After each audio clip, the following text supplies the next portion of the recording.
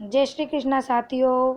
RPSC first grade और RPSC second grade Hindi विषय से जितने भी साथी तैयारी कर रहे हैं उनका इस चैनल पर बहुत बहुत स्वागत है।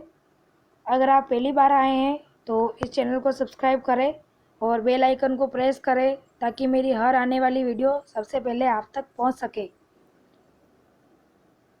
मैं आपको हिंदी साहित्य का इतिहास पढ़ा रही थी, जिसमें फिर बाद में मैंने बीच में जीके की क्लास स्टार्ट कर दी थी। हमने जीके में भी गुप्तकाल पढ़ लिया है, लेकिन मैंने आप सबकी सहयोग के लिए और आप सबके लिए एक नया चैनल बनाया है, जिसमें मैंने आपको टेलीग्राम पर उसका लिंक भेजा था। आप उस लिंक पर क्लिक करके उस चैनल को ज्वाइन कर लीजिए, क्योंकि मैं अब जीके की क्लास उस चैनल पर लूँगी।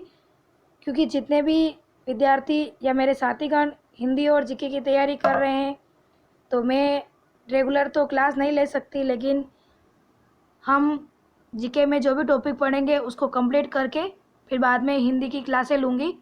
जैसे कि मैंने गुप्तकाल पूरा पढ़ा दिया है आपको, और गुप्तकाल में हमने 4 भाग में पूरा कंप्लीट किया था, तो उसकी क्लासें मैंने इसी चैनल पर करवाई थी। लेकिन जो साथी नए जुड़ेंगे फिर उनको पता ही नहीं रहेगा कि जीके कहाँ पढ़ाया जा रहा है और हिंदी कहाँ पढ़ाई जा रही है। तो इसीलिए मैंने सोचा कि आप सबके लिए मैं एक चाहिए नया चैनल बना दूँ, जिस पर सिर्फ हम जीके की क्लास लेंगे, और ये हमारा सिर्फ हिंदी का चैनल रहेगा। अब इसमें मैं आपको सिर्फ हिंदी की क्लासें लूँगी और हिंदी पढ़ाऊँगी। तो मैंने आपको टेलीग्राम चैनल पर उसका लिंक भेजा है, आप उस पर जाके उस चैनल को सब्सक्राइब कर लीजिए। मैं हिंदी की जो भी हमारा भक्तिकाल टॉपिक चल रहा था, उसमें हमने आचार्य रामचंद्र शुक्ल ने भक्तिकाल को 2 भागों में बांटा था, सगुण भक्ति काव्य और निर्गुण भक्ति काव्य, जिसमें हम निर्गुण भक्ति काव्य पढ़ रहे थे। निर्गुण भक्ति काव्य को भी आचार्य रामचंद्र शुक्ल ने 2 भागों में बांटा था, निर्गुण ज्ञान मार्गी काव्य धारा और निर्गुण प्रेम मार्गी काव्य धारा, जिसमें हम निर्गुण ज्ञान मार्गी काव्य धारा पढ़ चुके थे और हमने निर्गुण प्रेम मार्गी काव्य धारा स्टार्ट किया था, जिसमें हमने निर्गुण प्रेम मार्गी काव्य धारा में कुछ प्रेमाख्यान पढ़ रहे थे और हमने कुछ प्रेमाख्यानों का अध्ययन भी किया है। और ये हमारा आगे का प्रेमाख्यान काव्य है रूप मंजरी। अब हम आगे से स्टार्ट करेंगे। देखिए, मैं जब हिंदी की क्लासें बीच में स्किप कर देती हूँ तो फिर आपको भी कंफ्यूज हो जाएगा और मुझे भी हो जाएगा, तो इसीलिए मैंने जीके के लिए नया चैनल बनाया है, तो आप उस चैनल को ज्वाइन कर लीजिए। मैंने गुप्तकाल इस चैनल पर करवा दिया था, तो अगर आप इस चैनल पर नए हैं तो इस चैनल को सब्सक्राइब करें और बेल आइकन को प्रेस करें ताकि मेरी हर आने वाली वीडियो सबसे पहले आप तक पहुंच सके। और अगर आप इस चैनल पर नए हैं तो आप गुप्तकाल को यहां से पढ़ सकते हैं। और आपको पता है कि इस बार आरपीएससी में फर्स्ट ग्रेड और सेकंड ग्रेड का सिलेबस सेम कर दिया था, फर्स्ट पेपर का और हिंदी का भी पेपर बहुत सारा टॉपिक सेम कर दिए थे। तो अगर आप सेकंड ग्रेड भी की तैयारी कर रहे हैं तो आप जो भी मैं जीके के नोट्स प्रोवाइड करवा रही हूँ अपने हाथों से बनाए हुए, ये नोट्स आप बना सकते हैं, क्योंकि ये आपके लिए बहुत रामबाण साबित होंगे। अच्छे नोट्स है, इनको पढ़कर मैंने फर्स्ट ग्रेड का एग्ज़ाम दिया है और सेकंड ग्रेड का भी दिया है, तो मेरे इन नोट्स से एक भी क्वेश्चन बाहर नहीं गया था। तो इसीलिए मैं ये नोट्स आपके साथ शेयर कर रही हूँ। मैं ये सीधे नोट्स आपको प्रोवाइड करवा रही हूँ, आपको सिर्फ अपने हाथों से इन नोट्स को बनाना है।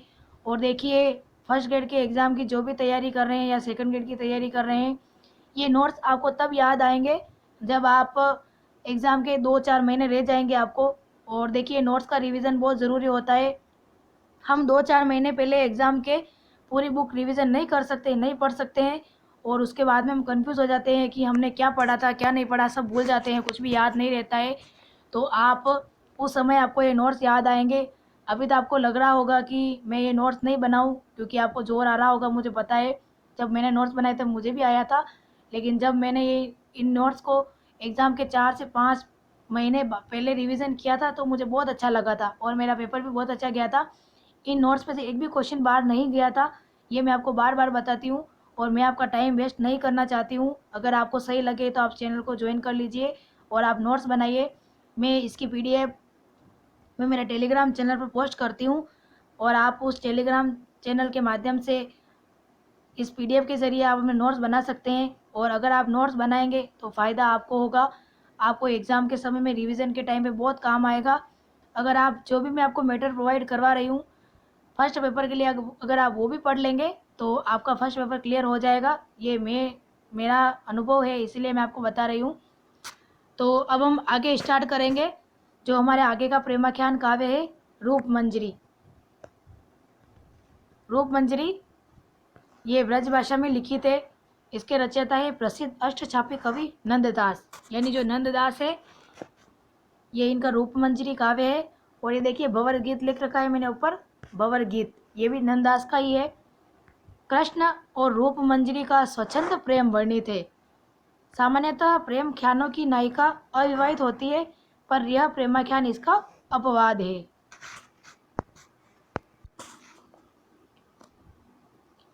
नायिका रस मंजरी विवाहित है, जो अपने प्रणय स्वप्न की पूर्ति के लिए दाम्पत्य मर्यादा का त्याग कर देती है। इसकी रचना के पीछे लेखक का उद्देश्य वैवाहिक बंधनों का विरोध कर परकीय भाव या उपपत्ति रस की स्थापना करना है। और भाषा किस कौन सी है इसकी? रूप मंजरी की ब्रज भाषा में लिखा हुआ है। फिर हम देखेंगे प्रेमलता व प्रेम विलास की कथा। इसके रचयिता है जैन श्रावक जटमल। कथा का आरंभ ओम श्री जैनाय नमः से होता है। कथा का अंत शांत रस में होता है और मृगावती का समापन भी शांत रस में होता है। ये आपको जो भी ग्रंथ दिख रहे हैं इनमें आपको सिर्फ ये रचयिता और ये ग्रंथ ही पूछे जा सकते हैं।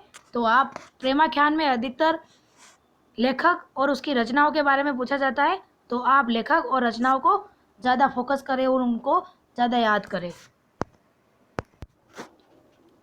आगे हम दूसरा प्रेमाख्यान देखेंगे छिताई वार्ता। ये राजस्थानी मिश्रित ब्रज भाषा में लिखित है और इस पर किसका प्रभाव है? पद्मावत का प्रभाव है, जो किसकी है? जायसी की है। इसके लेखक है नारायण दास। इसकी कथा पर पद्मावत का प्रभाव पाया जाता है। पद्मावत का राघव चेतन इसमें भी दूत कर्म करता दिखाया गया है। और भाषा कौन सी है इसकी? राजस्थानी मिश्रित ब्रज भाषा है। आगे हम पढ़ेंगे माधवानल कामकंदला। आपको याद होगा जब मैंने पिछली क्लास ली थी तब हमने माधवानल कामकंदला पढ़ा था और वो किसका था? कुशल लाभ का था। और एक लेखक और थे गणपति, उसका भी था। और इनके रचयिता कौन है? आलम है, यानी दो है माधवानल कामकंदला। तो आपको एग्जाम में टॉपिक के अकॉर्डिंग और लेखक के अकॉर्डिंग सही करना है। नायक नायिका के अनेक जन्मों की कथा वर्णित न होकर पूर्व जन्म की कथा का वर्णन है इसमें। चौपाई के बाद दोहा या सोरठा छंद का प्रयोग हुआ है। माधवानंद कामकंदला जो कुशल लाभ ने लिखा है, जैसे मैंने बताया था आपको माधवानंद कामकंदला दो है और पहले के लेखक कौन है? कुशल लाभ। इन्होंने लिखा है उसमें नायक नायिका के अनेक जन्मों की कथा वर्णित है। यह दोहा चौपाई सोरठा में रचित है। और ये देखिए ये मैंने यहाँ पे क्यों लिखा था, क्योंकि माधवानंद कामकंदला दो थी, लेखक भी अलग अलग थे और इसमें वर्णन भी अलग अलग दिया हुआ है, इसलिए मैंने इन दोनों को साथ में लिख दिया है। फिर अगला हम देखेंगे चित्रावली। ये 7 चौपाई के बाद एक दोहा का क्रम है इसमें। इसके रचयिता कौन है? उस्मान। मैंने कैसे याद किया था? उस्मान की चित्रावली। ये अक्सर एग्जाम में पूछी जाती है चित्रावली, और इसके लेखक कौन है ये भी पूछे जाते हैं। तो मैंने ऐसे याद की थी कि उस्मान की चित्रावली। ये निवासी कहाँ थे? गाजीपुर के निवास थे उस्मान जी, और इनका उपनाम मान था।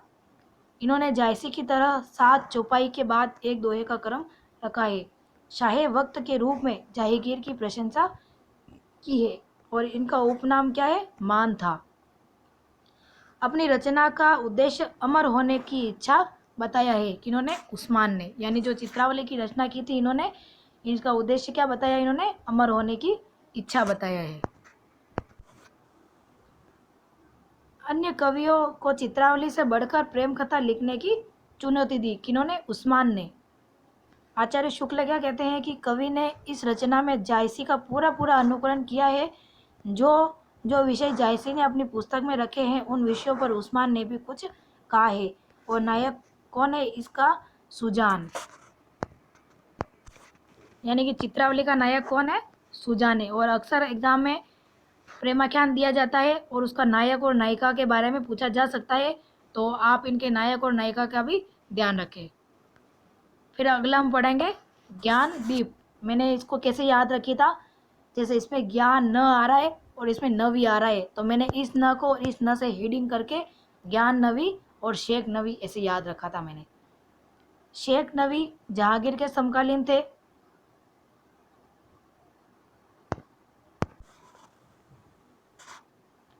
सामान्यतः प्रेम काव्यों में नायक योगी का वेश धारण करता है, पर इस प्रेमाख्यान में नायिका की सखी योगी का वेश धारण करती है।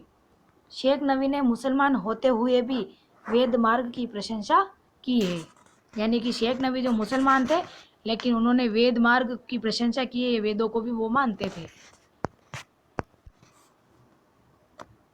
आचार्य शुक्ल ने सूफी कवियों की प्रचुरता की समाप्ति शेख नवी से मानी है। वे लिखते हैं कि शेख नवी से प्रेम गाथा परंपरा की समाप्ति समझनी चाहिए। प्रेम गाथा परंपरा की समाप्ति शेख नवी से मानी जाती है। शेख नवी अंतिम सूफी कवि है, यानी जो ये शेख नवी है ये अंतिम सूफी कवि माने जाते हैं। और इसकी नायिका कौन है? देवयानी। यानी इसकी देवयानी क्या है? ज्ञान दीप की नायिका कौन है? देवयानी मानी जाती है।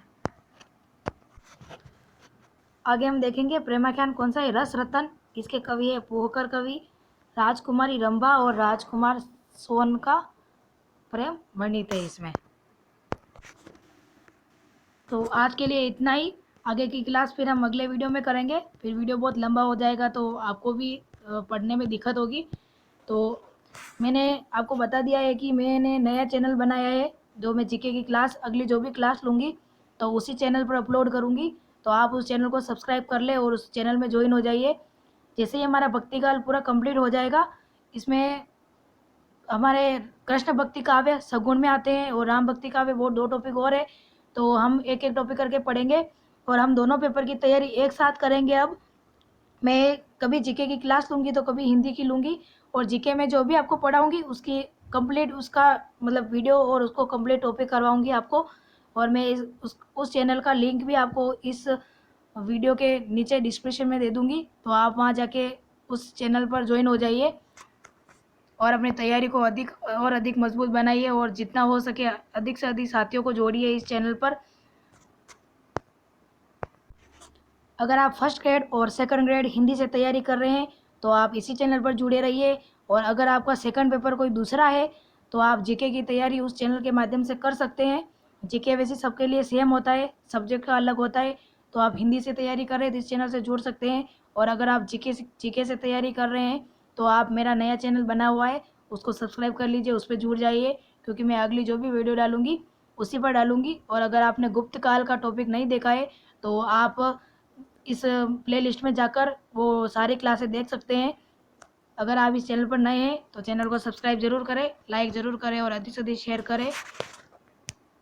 जय श्री कृष्णा, राधे राधे।